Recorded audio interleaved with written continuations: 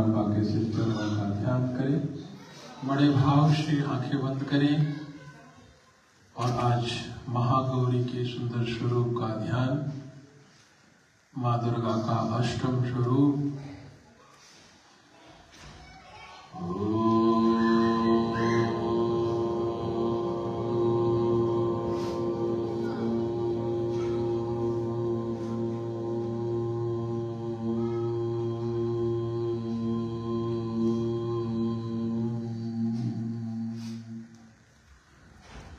गुरुर्ब्रह्मा गुरुर्विष्णु गुरुर्देवो महेश्वरः गुरुर्साक्षात् परं ब्रह्म तस्मै श्री गुरुवे नमः। सीताराम समारम्भां रामानन्द मध्यमाम् अस्मदाचार्य पर्यन्तां वन्दे गुरु परम्पराम्। अखण्डमण्डलाकारं व्याप्तं येन चराचरं तत्पदं दर्शितं येन तस्मै श्री गुरुवे नमः। सर्वमङ्गलमाङ्गल्ये शिवे सर्वार्थसाधिके शरण्ये त्र्यम्बके गौरी नारायणी नमोस्तुते। शरणागत दीनार्थ परित्राणपरायणे सर्वस्यार्ति हरि देवी नारायणी नमोस्तुते। ॐ विश्वानिधि सवितरदुरितानि परासुव यद्भद्रं तन्यासुव। ॐ शान्ति शान्ति शान्ति सर्वारिष्ट सुशान्तिर्भवतु।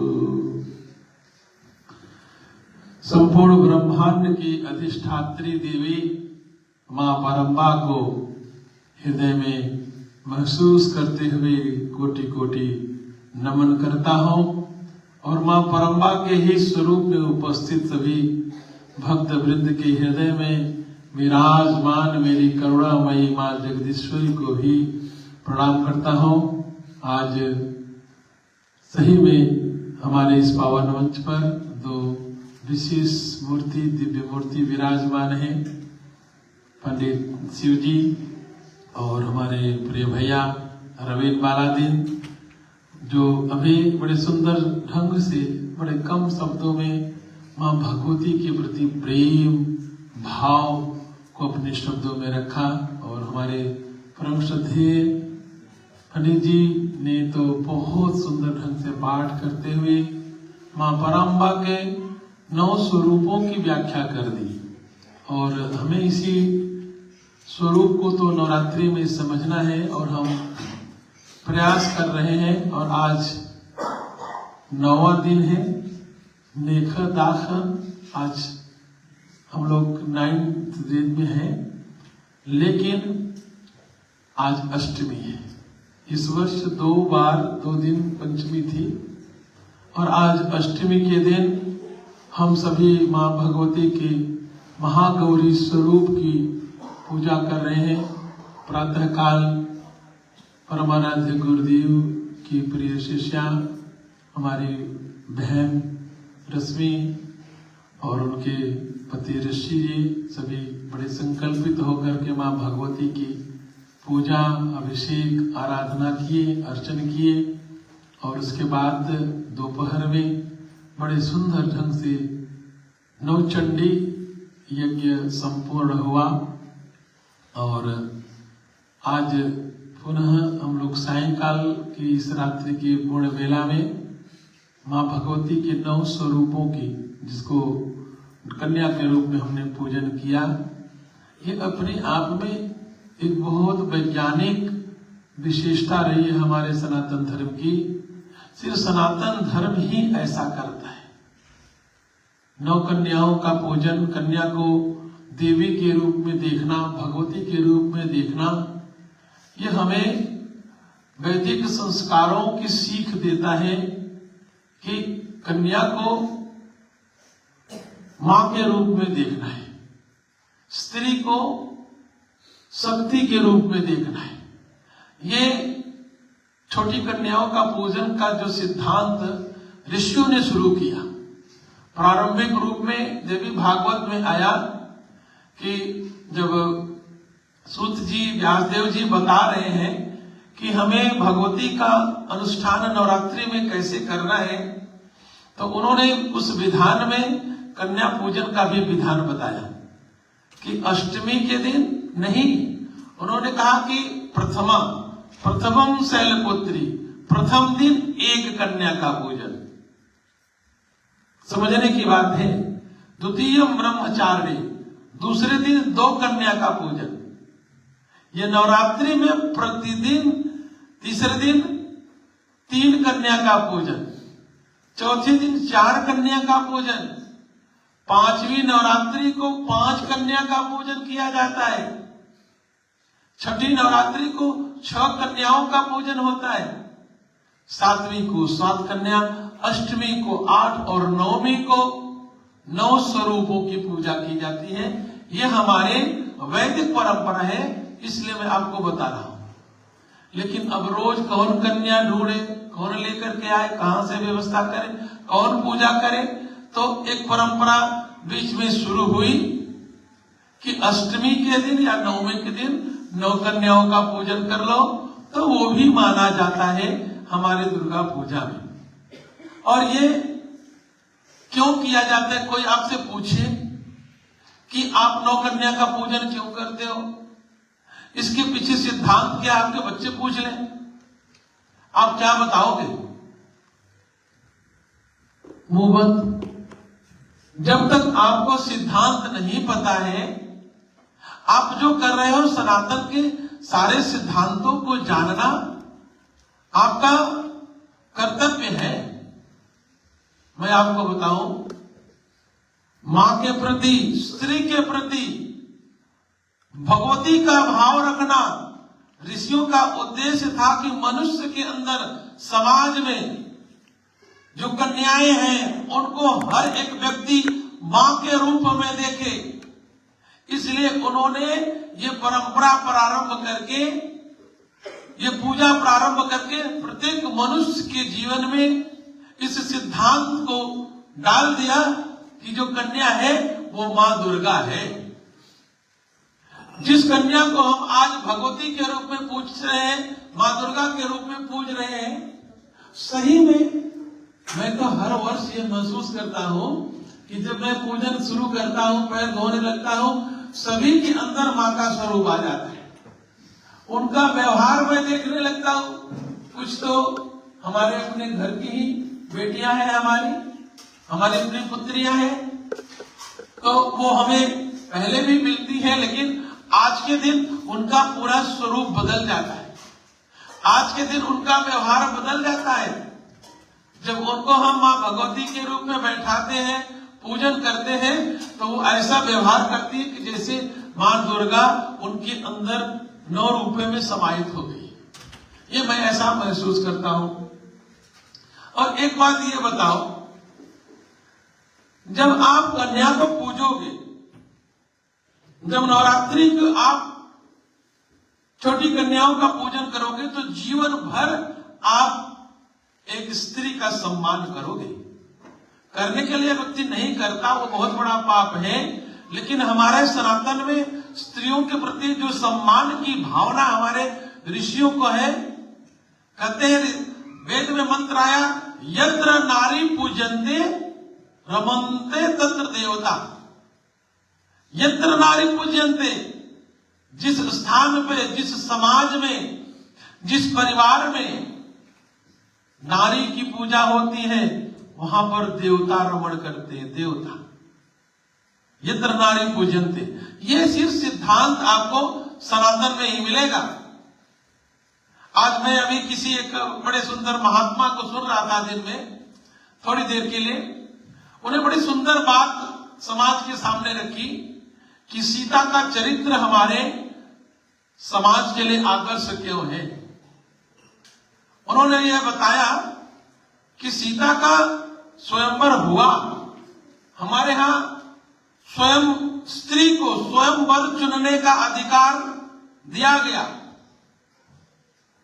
स्त्री को स्वयं वर चुनने का अधिकार दिया गया, लेकिन कैसा वर? योग्य वर। ऐसा नहीं कि सड़क पर चलते हुए अल्बर्ट आइन और सुपर मार्केट में मिल गया, वो भी कल से फ्रेंडशिप हो गई।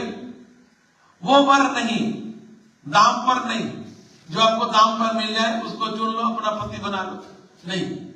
योग्यता के अनुसार हमारे यहां वर चुनने का स्त्री को अधिकार वैदिक काल से दिया गया।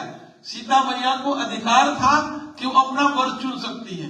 और कब अधिकार दिया? किसने दिया? पिता ने स्वयं दिया, राजा जनक ने। घटना सबको पता है। एक बार बगीचे में रखा हुआ भगवान शिव का धनुष, कई हजार वर्ष पुराना धनुष जो रखा हुआ था, सीता जी जाकर देख के वहां आसपास के घास खरपतवारों की सफाई करके एक सुंदर से टेबल पर उस धनुष को प्रतिष्ठित करके, जब उनको पता लगा कि भगवान शिव का है, बड़े अच्छे ढंग से उसकी सफाई कर देती है। जो आज तक उस धनुष को कोई उठाने वाला ही नहीं हुआ था। जब पिता ने ये देखा कि मेरे पुत्री के अंदर इतना बल है, मेरे कन्या के अंदर इतना साहस है, इतना पराक्रम है, तो इसको तो वही वर मिलना चाहिए जो भगवान शिव के धनुष का भंजन कर पाए।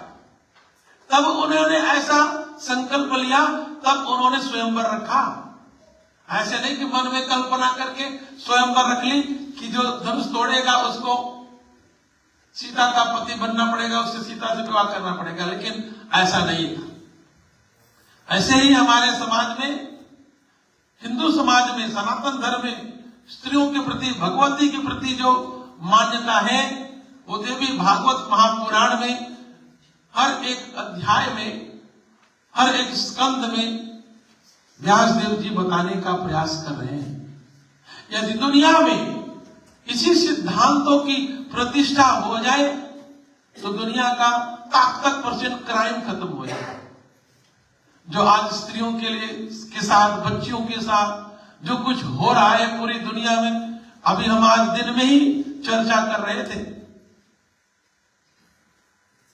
ये जब भावना हो जाए, व्यक्ति के अंदर भाव हो जाए कि एक स्त्री हमारी माँ है, एक स्त्री हमारी देवी है, एक स्त्री, एक कन्या है, छोटी सी हमारी माँ भगवती दुर्गा है। जब हम अपनी कन्या को दुर्गा के रूप में पूजने लगेंगे तो क्या सोचते हो आप? प्रणाम।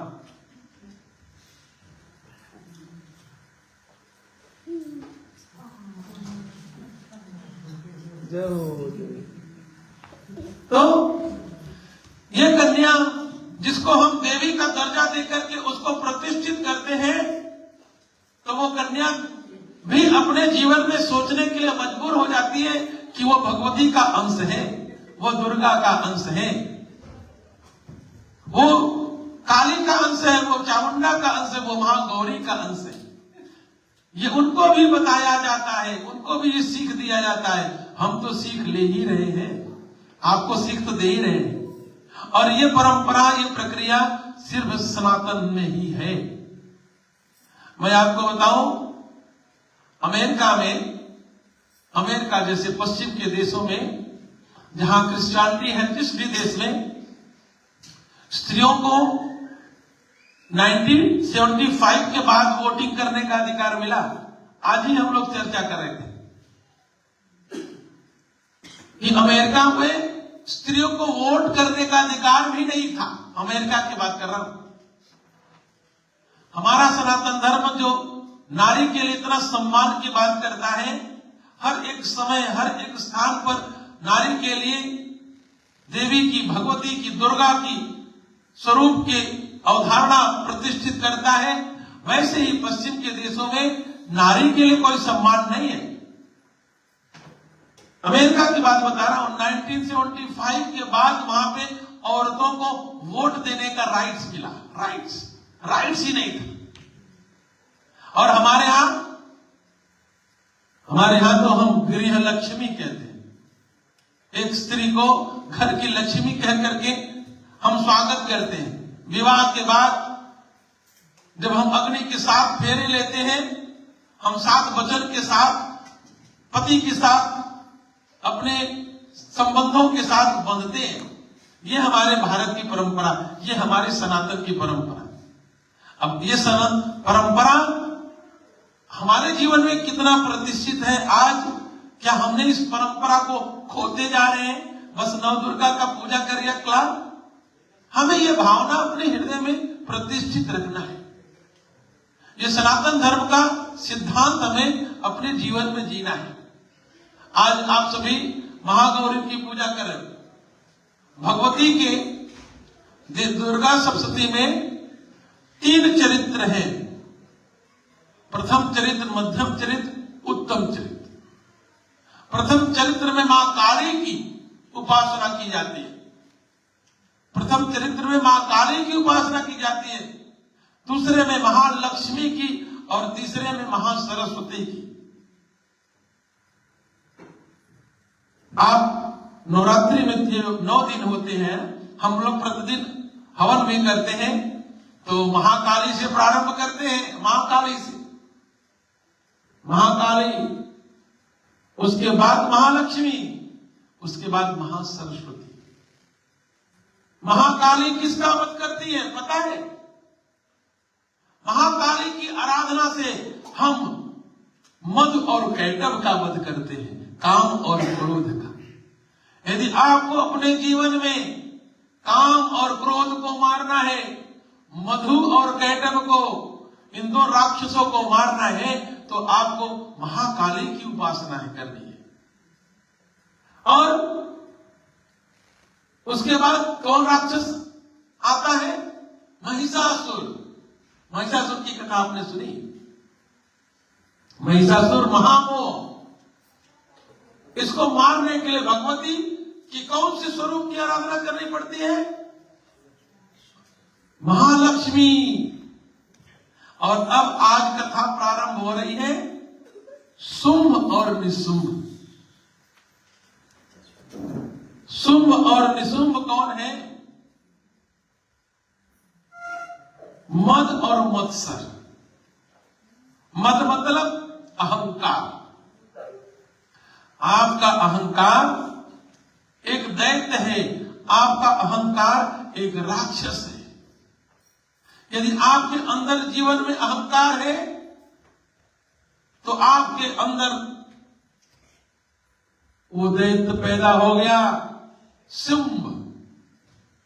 और मत्सर क्या है? ईर्ष्या करना, द्वेष करना, दाह, ये मत्सर है। ये राक्षसों को, दोनों को, राक्षसों को मारने के लिए भगवती महासरस्वती का स्वरूप लेती है। शुंभ निशुंभ की कथा आज प्रारंभ हो रही देवी भागवत में। महामोह की 4 संतानें, महिषासुर की 4 संतानें, मधु कैटव और शुंभ निशुंभ। मोह सकल व्याधिन कर बोला। मोह जो की बात तुलसीदास ने भी बताई, मैं इसको बताने का बड़ा प्रयास करता हूं, क्योंकि मोह, महामोह के कारण हम आज भी दिन में चर्चा कर रहे हैं। हमारे सनातन के समाज का विनाश हुआ महामोह के कारण। महामोह के कारण हमारे समाज का विखंडन हुआ। महामोह के कारण बड़े बड़े समाज, सुंदर सुंदर समाज का विखंडन हुआ, सनातन धर्म का विखंडन हुआ। एक व्यक्ति के अंदर महामोह हावी हो गया तो उसने पूरे समाज का विखंडन कर दिया। और महामोह की 4 संतानें हैं। पूरे देवी भागवत का ये सिद्धांत इन 4-5 दैत्यों के साथ जुड़ता है।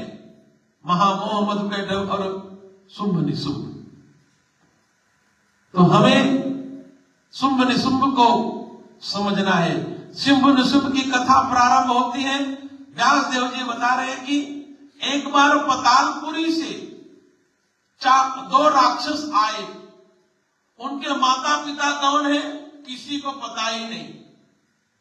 अहंकार का कोई माता पिता नहीं होता, ध्यान से सुनना।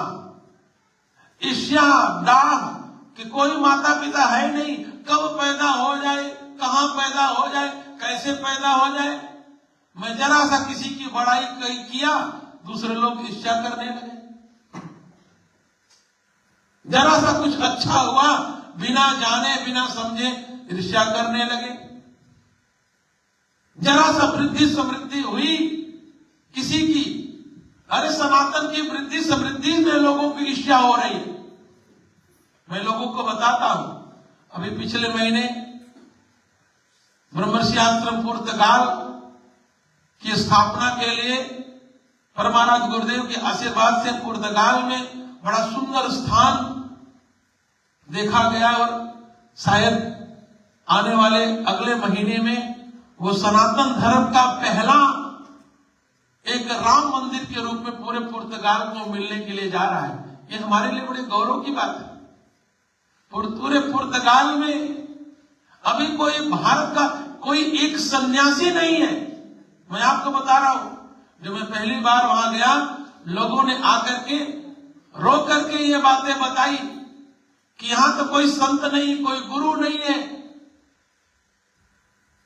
कोई भी नहीं है। हमारे बच्चों को, हमारे समाज को दिशा कौन दिखाएगा। अरे आपके यहां तो, मैं तो कहता हूं आप लोग बड़े सौभाग्यशाली हैं। सूरीनाम की धरती से, मिट्टी से निकले हुए हमारे अंतर्राष्ट्रीय ब्रह्मर्षि मिशन में ही इतने सन्यासी हैं। सबसे बड़े हमारे परम श्रद्धेय स्वामी चिदघरानंद जी महाराज, जो इसी धरती से, यहीं से, आपके देश से, आपके ब्लड से, आपके परिवार से, आपके संस्कारों से, यहीं से निकले हुए हैं।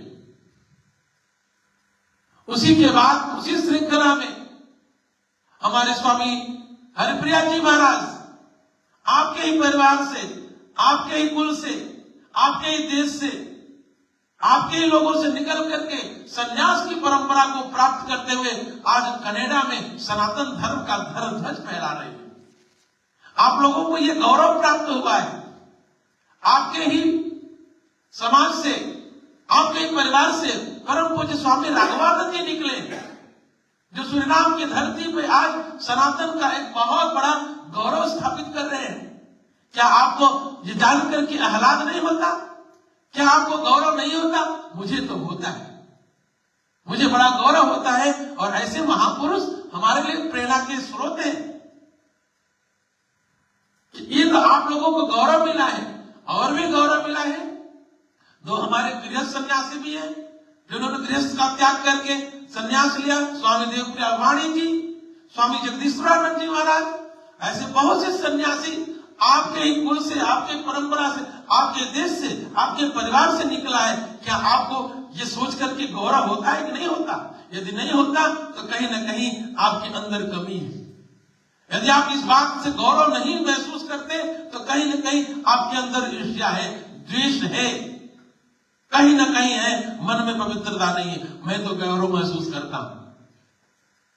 जब मैं पुर्तगाल गया, वहां के लोगों ने, हजारों लोगों ने, भारतीय वहां मूल रूप से आकर के बस रहे हैं। बड़े बड़े बिजनेस, व्यापार, सुपरमार्केट, बड़ी बड़ी कंपनियां रन कर रहे हैं। उन्होंने कहा कि गुरुदेव हम लोगों के ऊपर भी कृपा करो, हमारे ऊपर भी दया करो, अंतर्राष्ट्रीय ब्रह्मर्षि मिशन की परंपरा का एक यहाँ बीज बो दो।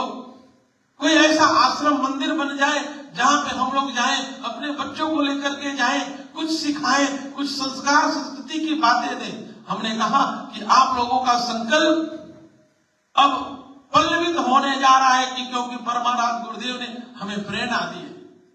और 2-3 बार हम गए, लगभग 2-2.5 वर्षों के प्रयास में एक बहुत बड़ा अंतर्राष्ट्रीय ब्रह्मर्षि मिशन का वृक्ष वहां पर लग करके तैयार होने जा रहा है।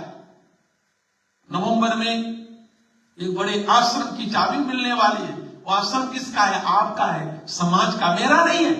लेकिन अगर इसमें भी कोई मुझसे ईर्ष्या करने लगे, कोई ये सोच करके आश्रम का, यहाँ लोग कुछ, मैं ये बात इसलिए बता रहा हूं, ईर्ष्या होती क्या है।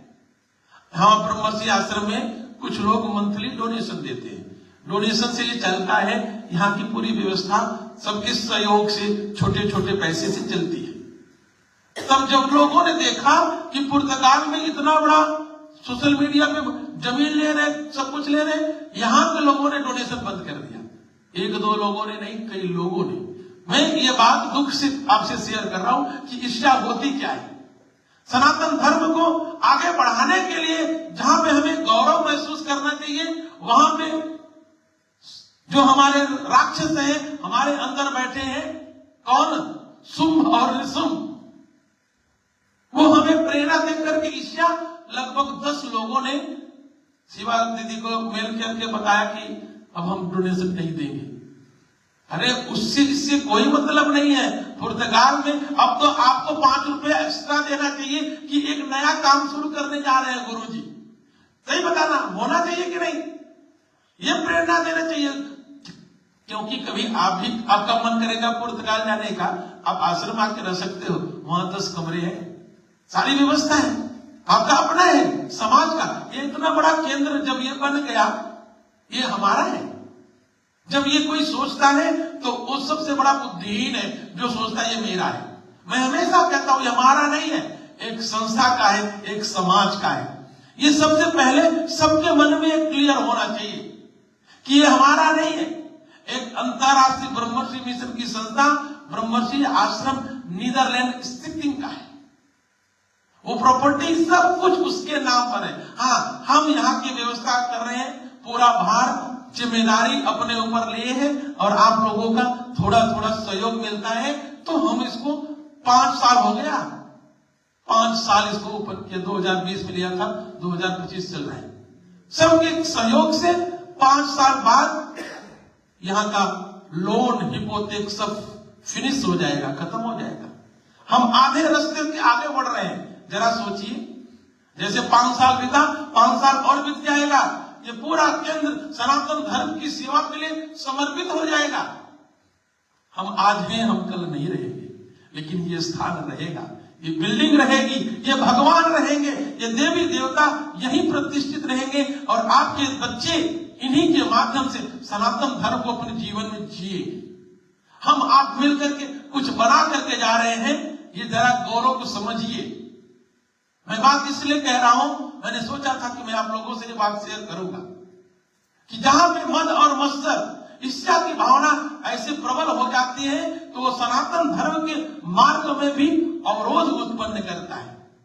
अभी यहाँ पे बहुत बड़ा कर्जा है, सारी व्यवस्था भगवान की कृपा से चल रही है। प्रातः काल से भगवान की वजह से सेवा शुरू हो जाती है। आप जरा बताइए, नीदरलैंड का कौन मंदिर है जिसमें 7 दिन भगवान की 3 टाइम की सेवा होती हो? कोई मंदिर नहीं है। मैं कहता हूं, आप मुझे बताओ, ब्रह्मर्षि आश्रम नीदरलैंड का मंदिर है, प्रतिदिन भगवान की, और ऐसी सेवा नहीं 5 मिनट वाली, घंटी बजाकर कैसे दिखा के नहीं, पूरे प्रतिदिन 2 घंटे सुबह सेवा होती है, 2 घंटे। हम लोग कितने लोग, 7-8 लोग यहाँ उसमें भाग लेते हैं। दोपहर में भगवान की सेवा होती है, भोग लगता है, रोटी सब्जी बढ़िया प्रॉपर, सबके लिए अलग अलग थाली बनती है। जितने देवताओं, जितनी मूर्तियां प्राण प्रतिष्ठित की है, सबका सेपरेट थाली में भोग लगता है। ये नहीं कि एक थाली में हलवा पूरी रख करके लेके गए, नहीं, अलग, every day is different food we are cooking, और भगवान को भोग लगता है। सायंकाल पुनः आरती होती है, स्तुति होती है, भगवान को हलवे का भोग, कभी सेमिया का भोग, कभी लड्डू का भोग प्रतिदिन लगता है दूध के साथ, सुबह फ्रूट्स का लगता है। ये मैं ये बता रहा हूं कि सनातन धर्म का गौरव है, ये हमारी मूल परंपराएं हैं। हम आपके साथ इसको जीवित करने के लिए प्रयास कर रहे हैं। यहाँ की एक ऐसी एनर्जी को, ऑरा को, जो आने वाली पीढ़ी के लिए उनको हीलिंग करेगी, उनको प्रेरणा देगी। हम ऋषियों की परंपरा में कुछ नहीं चाहिए। मैं एक सन्यासी हूं, भगवाधारी हूं, हमें तो सनातन को बढ़ाने का संकल्प है मेरा। लेकिन लोग अगर उसी भावनाओं को गलत भावनाओं से ले लेते हैं, सही में बहुत पीड़ा होती है। मैं समझता हूं कि इसका कारण ये मधु और कैटभ है। जिनके जीवन में मधु कैटभ विद्यमान है, होगा तो कोई प्रॉब्लम नहीं। भगवान, मैं तो कहता हूं भगवान, मैं किसी के भरोसे नहीं हूं, मैं आपके भरोसे हूं। मैं हमेशा कहता हूं कि परमात्मा मेरा मन साफ हो, मैं कुछ भी करूं पवित्रता से करूं, त्याग से करूं, और आपके काम में कभी रुकावट न आए। और रुकावट देखो, हमारे यहाँ जब मैंने अभी इस नवरात्रि को शुरू किया तो 3 यजमान थे, 3 दिन के। मुझे बहुत वो पीड़ा हुई उस दिन कि 7 दिन खाली जाएगा, कहां से होगा सारी खर्चा। लेकिन भगवती ने अरेंज कर दिया। अभी तक पूरे दिन यजमान मिल गए, जिन्होंने जो भी कुछ कंट्रीब्यूट किया, लेकिन कंट्रीब्यूट करके आश्रम को कोई भार नहीं आया। पूरा जो यज्ञ का खर्चा था सब, अब कल का कोई यजमान नहीं है, वो भी हो जाएगा, मुझे पता है। कल का कोई पूजा करने वाला नहीं है, हमें पता है। कल अंतिम दिन है, भगवती किसी को प्रेरणा देगी, कोई आकर के बैठ जाएगा, पूजा करेगा। हम तो कहते हैं भगवती के चरणों में भी प्रार्थना करो, व्यक्ति की बुद्धि शुद्ध हो जाए। मधु कैटभ का जन्म हुआ, ईर्ष्या और देश अहंकार का जन्म हुआ। कहां से जन्म हुआ, कहां से आए राक्षस, किसी को नहीं पता। कहते हैं पातालपुरी से 2 राक्षस आए एक बार पृथ्वी पर, देवी भागवत बता रहा है। और जब आए तो बड़े बलवान, बड़े वीर राक्षस थे। वो कौन? अहंकार, मद और मत्सर, शुंभ और निशुंभ। शुंभ निशुंभ जब पृथ्वी पे आए तो उन्होंने देखा, और पृथ्वी पे देख करके उन्होंने अपना अत्याचार करना शुरू कर दिया। मैं आपको एक बात यहां पे और समझा दूं, आपने देवी भागवत में जितने राक्षसों को देखा है, मधु कैटभ दोनों साथ में आए, शुंभ निशुंभ दोनों साथ में आए, अकेले नहीं। रावण और कुंभकर्ण साथ में, जहां पर भी देखो हिरण्याक्ष हिरण्यकश्यपु साथ में, दो एक है, मतलब दोनों भाई हैं साथ में। वैसे ही वक्रदंड और जो हमारे महाभारत में आता है कि कंस का भाई, कंस और वो दोनों, शिशुपाल, ये जितने भी राक्षस हैं 2 हैं, कहीं एक अकेला नहीं है। रावण भी कुंभकर्ण के साथ आए। तो ऐसे ही हमारे शास्त्रों में जितने भी राक्षस आते हैं ये 2 होते हैं। तो यहां भी ये दोनों जब शुंभ निशुंभ आए तो आकर के इन्होंने अत्याचार करना शुरू कर दिया, और इनको ब्रह्मा का वरदान था। हमारे यहाँ देवी भागवत पूरी कथा में राक्षसों को वरदान सिर्फ 2 ही देवता देते हैं, या ब्रह्मा जी देते हैं या शिव जी। शिव जी तो हमारे वैसे ही है कि जो भी कुछ तपस्या किया, जो भी चाहता तथास्तु। वैसे ब्रह्मदेव, जब देवताओं को पता है कि राक्षस देवताओं के लिए समस्या खड़ी करेंगे तो देवता लोग वरदान देते क्यों है? लेकिन समझ रहे हैं बात, जब देवताओं को ये पता है कि ये राक्षस शुंभ निशुंभ तपस्या कर रहा है और बाद में ये देवताओं पे ही आक्रमण करेगा, तो ब्रह्मदेव वरदान क्यों देते? देना ही नहीं चाहिए। लेकिन ऐसा नहीं है, ऐसा नहीं हो सकता। क्यों नहीं हो सकता? ये भी बात समझ लीजिए। सनातन में जो व्यक्ति कर्म करता है, कर्म का फल देना ईश्वर का कर्तव्य है। आप अच्छा कर्म करोगे, आप अच्छा कर्म करोगे तो आपका फल मिलेगा ही मिलेगा। कोई भी देवी देवता रोक नहीं सकता। हाँ, हमें वहम होता है कि कर तो मैं बहुत अच्छा रहा हूं, लेकिन मिल रहा है मुझे बहुत बुरा। ये आपका वहम हो सकता है। अगर ऐसा हो रहा है आपके साथ तो इसको निकाल दीजिए। जब आप अच्छा करेंगे तो आपको अच्छा मिलेगा। हो सकता है आपने पहले बुरा किया होगा, इसलिए इस समय बुरा मिल रहा है तो घबराना नहीं। बुरा मिल रहा है लेकिन आप प्रयास करना है अच्छा करने का। ये सनातन का सिद्धांत मैं बता रहा हूं। कर्म प्रधान विश्व करी राखा, जो जस करही सो तस फल चाखा। यदि आप कर्म करके कुआं खोदोगे, गुरुदेव बड़े सुंदर सिद्धांत बताते थे, कर्म करके कुआं खोदोगे तो पानी मिलेगा कि नहीं? मिलेगा कि नहीं? आप कुआं खोद रहे हो, कर्म कर रहे हो ना, कुआं खोदने वाला। पहले कुआं खोद के पानी मिलता था, सूरीनाम में होता है। हाँ, तब तो आप अच्छे से बखरेब करोगे। हाँ, आज के बच्चों को कुआं बोलोगे तो उनको पता नहीं, क्योंकि यहां तो होता ही नहीं है ना। फिर तो कोई भी कुआं खोदे, मान लिया आप कुआं खोद रहे हो, पानी मिलेगा। राक्षस कुआं खोदेंगे, क्या उसको पानी नहीं मिलेगा? मिलेगा ना। कोई पापी कुआं खोदने लगेगा, उसको पानी मिलेगा? मिलेगा। कोई दुरात्मा कुआं खोदने लगेगा, उसको भी पानी मिलेगा। कोई महान तपस्वी कुआं खोद रहा है, उसको भी पानी मिलेगा। तो पानी मिलना सबका अधिकार है, चाहे वो कोई अच्छा व्यक्ति है, कोई पापात्मा है, पुण्यात्मा है, दिव्यात्मा है, देवात्मा है, धर्मात्मा है, कोई भी है, सबको मिलेगा। लेकिन अब बात समझने वाली है, जो आपको मैं समझाने जा रहा हूं। पानी तो मिल गया, अब उस पानी को आप उस पानी में चीनी मिलाकर के, सोईकर मिलाकर पी रहे हो कि जहर मिलाकर पी रहे हो, वो आप पर निर्भर करते हैं। बकरे पानी तो मिल गया, लेकिन उस पानी में आप ब्राइने सोईकर मिलाकर के पी रहे हो। आप कहोगे मुझे तो सोईकर है, मैं नहीं सोईकर डालूंगा। लेकिन ये सिद्धांत की बात है, उस पानी में आप मीठा मिलाकर के पी रहे हो तो आपको बड़ा मीठा लगेगा। यदि उस पानी में आप नमक मिलाकर के पी रहे हो तो कैसा लगेगा?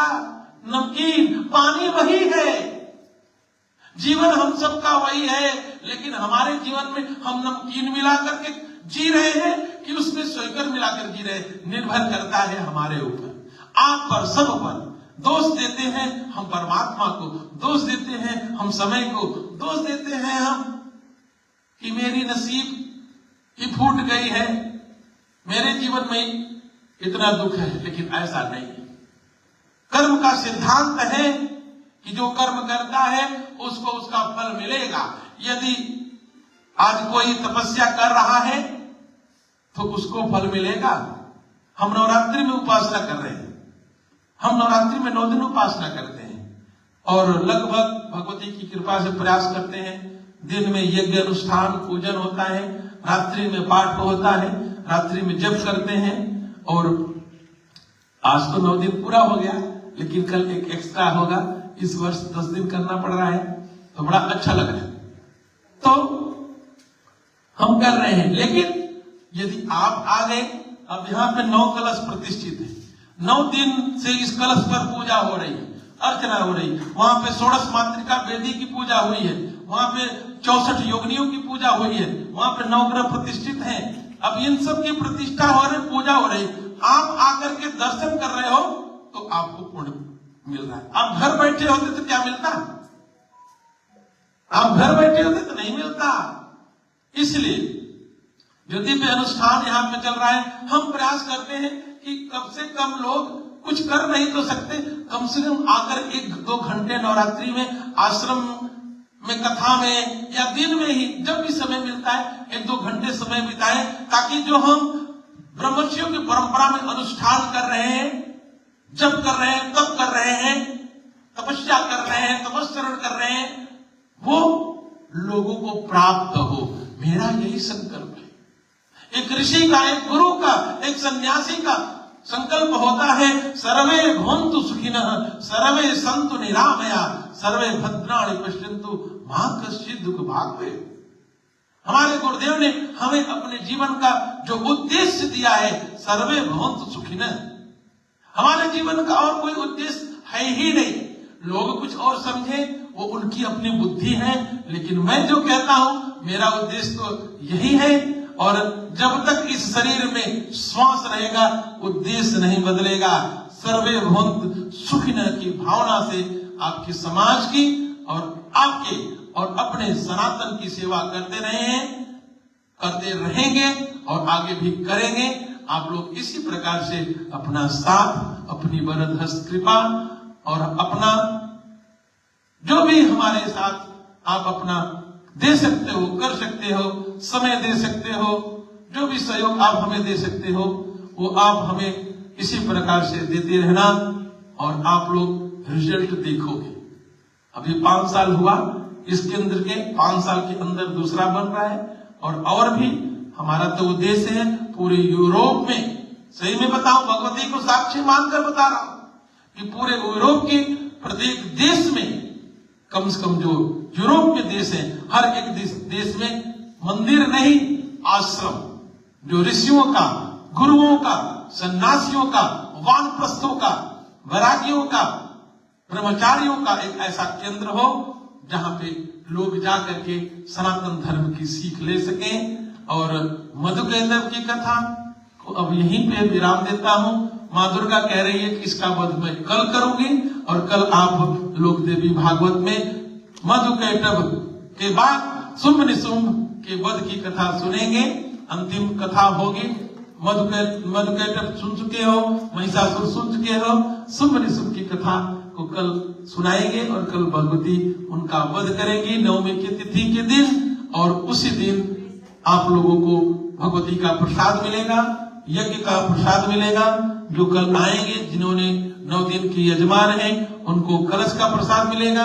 और आप सभी के लिए विशेष बात है, नवरात्रि का अंतिम दिन अनुष्ठान का फल प्राप्त करने के लिए जरूर आना है, चाहे थोड़ी देर के लिए आना।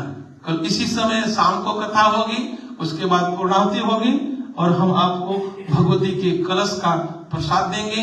लक्ष्मी के रूप में जो धन है, कुछ जो आप लोगों के लिए, जो आपके शरीर के रोगों का नाश करेगा, आपके पीड़ा का नाश करेगा, आपके घर में सुख समृद्धि को देगा।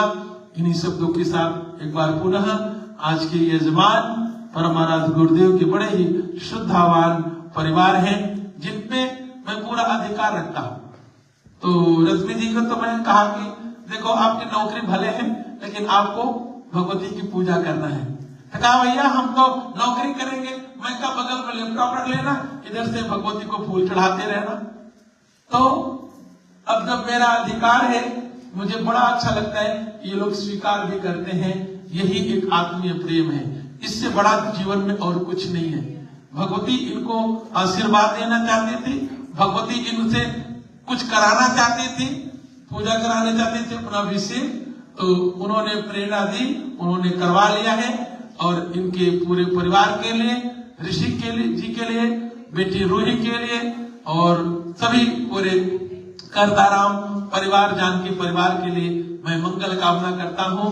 ये हमारे अंतर्राष्ट्रीय ब्रह्मश्री मिशन की जड़ें हैं, जड़ें, जिन जड़ों पे गुरुदेव पूरा मान करते थे और जिन जड़ों के ऊपर गुरुदेव आज हमारे बीच में और भी परिवार बैठा हुआ है, लेरिस्टार से और डेनहाक से सभी लोग जो परिवार बैठे हुए हैं, और बालादीन परिवार, खेदू परिवार, ये सब परिवार हमारे अंतर्राष्ट्रीय ब्रह्मश्री मिशन की जड़ें हैं और इतनी मजबूत है कि अपने जीवन में ये परमाराध्य गुरुदेव के विचारों को स्वयं जी रहे हैं और उनके प्रत्येक उद्देश्यों में अपना तन मन धन से सहयोग कर रहे हैं। एक बार पुनः इन आज के यजमान के परिवार के प्रति मैं बहुत बहुत मंगल कामना, शुभ कामना देता हूँ।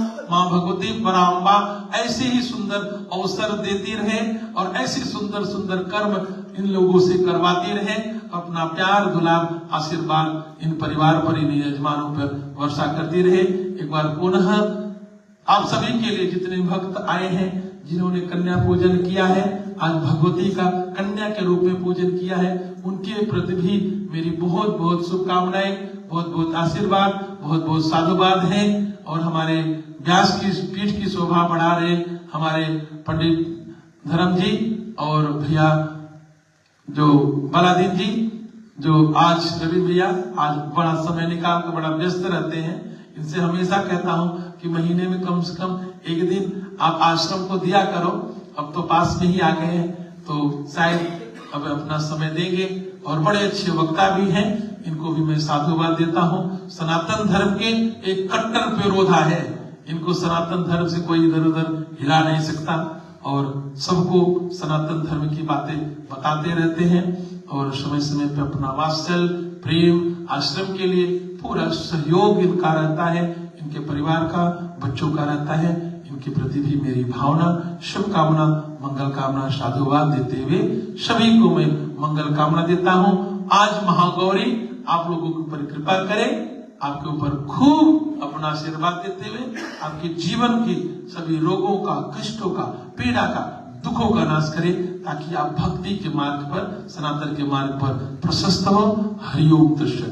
जय माता जी, जय मां भवानी, जय मां भवानी, जय मां भवानी, जय श्री राम। आइए खड़े हो जाएंगे, आरती करेंगे। ओम नमो भगवते वासुदेवाय। ओम नमो भगवते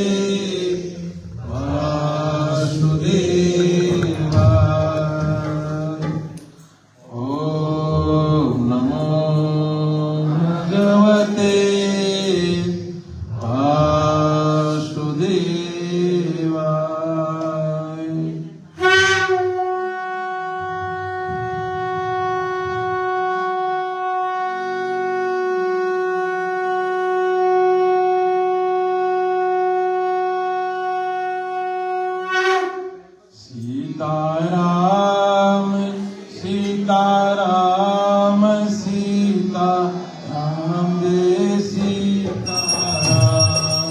राधे श्याम राधे श्याम राधे श्याम जय राधे श्याम। ओम जय जगदीश हरे स्वामी जय जगदीश हरे। भक्त जनों के संकट करने दूर करी। ओम जय जगदीश हरे। ध्यावी भरतावे दुख बिन से मन का। स्वामी दुख बिन से मन का। सुख संपत्ति घर आवे, सुख आनंद घर आवे, कष्ट मिटे तन। ओम जय जगदीश हरे। मात पिता तुम मेरे, शरण कहूँ मैं किसकी। स्वामी शरण कहूँ मैं किसकी। तुम बिन और न दूजा, प्रभु बिन और न दूजा। आस करूँ मैं जिसकी। ओम जय जगदीश हरे। तुम पूर्ण परमात्मा, तुम अंतर्यामी। स्वामी तुम अंतर्यामी। पार ब्रह्म परमेश्वर, पार ब्रह्म परमेश्वर, तुम सबके स्वामी। ओम जय जगदीश हरे। तुम करुणा के सागर, तुम पालन करता। स्वामी तुम रक्षा करता। मैं सेवक तुम स्वामी, मैं सेवक तुम स्वामी। कृपा करो भरता। ओम जय जगदीश हरे। तुम हुए दयालुज सबके प्राणपति। स्वामी सबके प्राणपति। किस विध मिलो दयामय, किस विध मिलो कृपामय। तुमको की। ओम जय जगदीश हरे। दीन बंधु दुख हरता ठाकुर तुम मेरे। स्वामी रक्षक अपने अपने हाथ उठाओ दया कर शरण लगाओ हार परम तेरी। ओम जय जगदीश हरे। हृदय विकार मिटाओ पाप हरो देवा। स्वामी कष्ट हरो देवा। श्रद्धा भक्ति बढ़ाओ श्रद्धा प्रेम बढ़ाओ संतन की सेवा। ओम जय जगदीश हरे। तन मन धन सब कुछ है तेरा। स्वामी सब कुछ है तेरा। तेरा तुझको अर्पण तेरा तुझको समर्पण प्यारा मेरा। ओम जय जगदीश हरे। सीताराम दिखियार जो कोई नर गावे। स्वामी प्रेम सहित गावे। कहत शिवानंद स्वामी भजत हरे हर अनुवांछित फल पाए। ओम जय जगदीश हरे। ओम जय जगदीश हरे। स्वामी जय जय दीनानाथ हरे। स्वामी जय जय राधे श्याम हरे। भक्त जनों के संकट दास जनों के अवध मंदिर वाला दूर करे। ओम जय जगदीश हरे। ओम जय जगदीश हरे। स्वामी जय जय दीनानाथ हरे। भक्त जनों के संकट दास जनों के अवगुण बंदी वाला दूर करी। ओम जय जगदीश हरे। ओम जय जगदीश हरे। स्वामी जय जय दीनानाथ हरे। भक्त जनों के संकट दास जनों के अवगुण बंदी वाला दूर करी। ओम जय जगदीश हरे। हरे राम राम राम हरे हरे। हरे कृष्णा कृष्ण कृष्ण हरे हरे।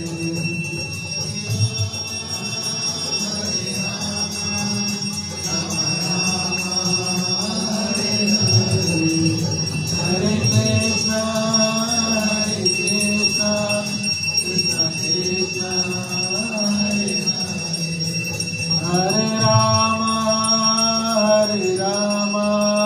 राम राम हरे हरे।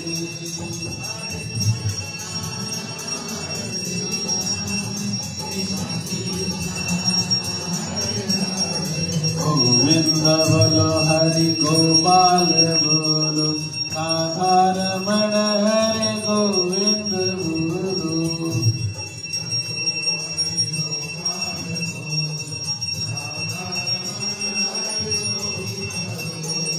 गोविंद बोलो हरि गोपाल बोलो। गोविंद बोलो हरि गोपाल बोलो। राधा रमण हरि गोविंद बोलो। श्री राधा रमण हरि गोविंद बोलो, गोविंद बोलो हरे गोपाल बोलो, गोविंद बोलो हरे गोपाल बोलो, राधा रमण हरि गोविंद बोलो, राधा रमण हरि गोविंद बोलो, हरे राम राम राम हरे हरे।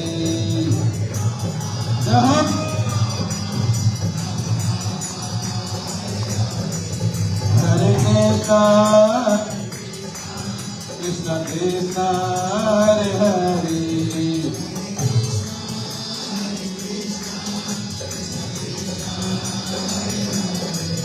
हरे राम राम राम हरे हरे।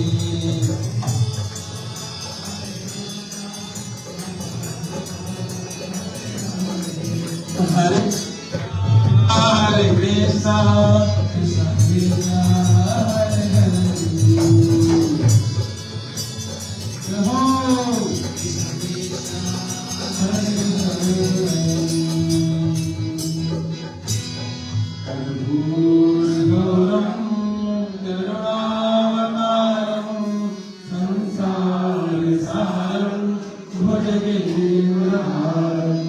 सदा वसन्तं हृदयारविन्दे,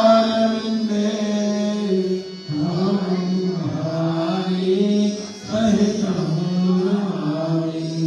त्वमेव माता च पिता त्वमेव बन्धुः च सखा त्वमेव विद्या द्रविणं त्वमेव सर्वं मम देव देव।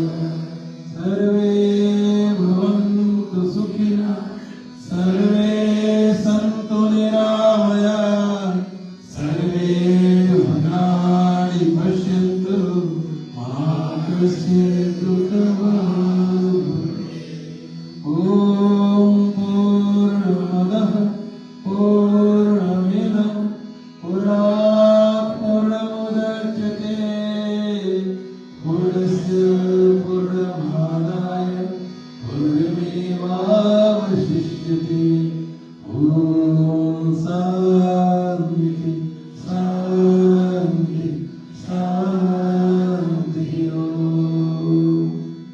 बोले सियावर रामचंद्र भगवान की, उमापति महादेव की, श्री गणेश भगवान की, श्री संकट मोचन हनुमान जी महाराज की, माँ जगजननी वैष्णवी मैया की, श्री राधे कृष्ण भगवान की, श्री सद्गुरुदेव भगवान की, धर्म के अधर्म प्राणियों में विश्व का, गौ माता के, श्री गंगा मैया के, श्री गीता माता के, श्री गायत्री माता के, श्री सत्य सनातन धर्म के। ओम नमः पार्वती पते हर हर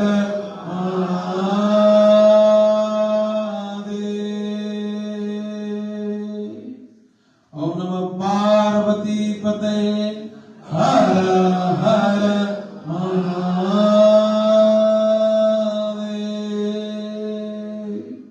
जय मां भवानी।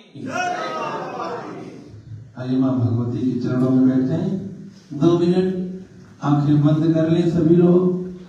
महागौरी का ध्यान करें, महागौरी के चरणों का ध्यान करें। आज इस महारात्रि में मैया के चरणों में हम सभी उपस्थित हैं। जो आपके मन के भाव है मैया को बता दें। जैसे एक पुत्र एक पुत्री अपने माँ को सब कुछ बता सकते हैं। आज आप अपने मन के भाव को बताएं और मैया का प्यार आशीर्वाद महसूस करें। हे मेरी जगतजननी माँ, हे मेरी पराम्बा, आज शारदीय नवरात्र की इस महारात्रि में आपके चरणों में आकर के मैं अपने आप को बहुत धन्य महसूस कर रहा हूँ मैया। हे मेरी करुणामयी माँ, आज आपने जो मेरे जीवन पर करुणा की है, दया की है कि आपके चरणों में आकर के बैठ करके आपके चरित्र को सुनने का, आपके सुंदर स्वरूप को दर्शन करने का अवसर मिला है मैया। मेरा जीवन धन्य हो गया। आज मेरे मन में बड़े आनंद की अनुभूति हो रही है मैया। मेरे जीवन के समस्त रोगों का, कष्टों का, पीड़ा का नाश हो रहा है मैया। आपके दर्शन मात्र से मेरा मन शांत हो गया है मैया। आपके ये मंद मंद मुस्कान को देख करके मेरे शरीर के समस्त रोगों का नाश हो रहा है मैया। आपकी करुणा को मैं आज महसूस कर पा रहा हूँ मेरी करुणेश्वरी। हे मेरी जगदीश्वरी, आपने जो आज कृपा की है वो मेरे जीवन के लिए बहुत बड़ी कृपा है मैया। ऐसे ही दया करते रहना मेरे जीवन पर, ऐसे ही कृपा करते रहना मैया। मेरा भी इस जीवन में जो कुछ है सब आपका ही तो है मैया। आपके सिवा मेरे जीवन में और कुछ नहीं है माँ। आप ही मेरा सब कुछ हो। आपके चरणों में मेरा सब कुछ समर्पित है मेरी माँ। मेरे ऊपर दया कर दो, मेरे जीवन के अंधकार को मिटा दो मैया। मेरे जीवन के रोगों का नाश कर दो, कष्टों का, पीड़ा का नाश करो मेरी माँ। मेरे अंदर काम, क्रोध, मोह, मद, मत्सर, ईर्ष्या, द्वेष इत्यादि जितने भी शत्रु हैं सभी का नाश कर दो मेरी मैया। मेरे मन को पवित्र कर दो ताकि इस मन में मैं सिर्फ आपका ही सुमिरन करूं, आपका ही चिंतन करूं मेरी माँ, आपका ही ध्यान करूं। मैं श्वास श्वास में आपकी कृपा, आपका प्रेम, आपका आशीर्वाद, आपको ही अनुभूति करूं मेरी मैया। ऐसी दया कर दो, ऐसी कृपा कर दो हे मेरी करुणेश्वरी। ऐसे मेरे जीवन पर आप अपना प्यार रूपी आशीर्वाद भर दो मेरी माँ। इसी भावनाओं के साथ श्री राम जी की स्तुति। श्री रामचंद्र कृपाल भजन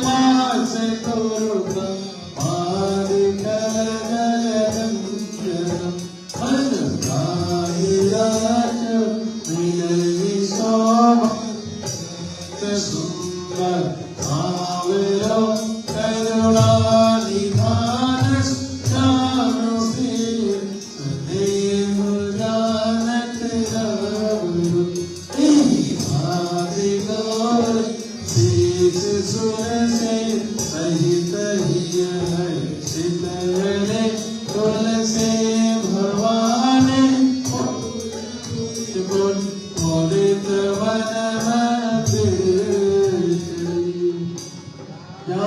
और इनको सियहिया सुन जाए कहे मंजुल मंगल मूल मांग भर कन लगे सियावर राम जय जय राम मेरे प्रभु राम जय जय राम सियावर राम जय जय राम मेरे प्रभु राम जय जय राम मेरे मन बसियो सीताराम मेरे मन बसियो राम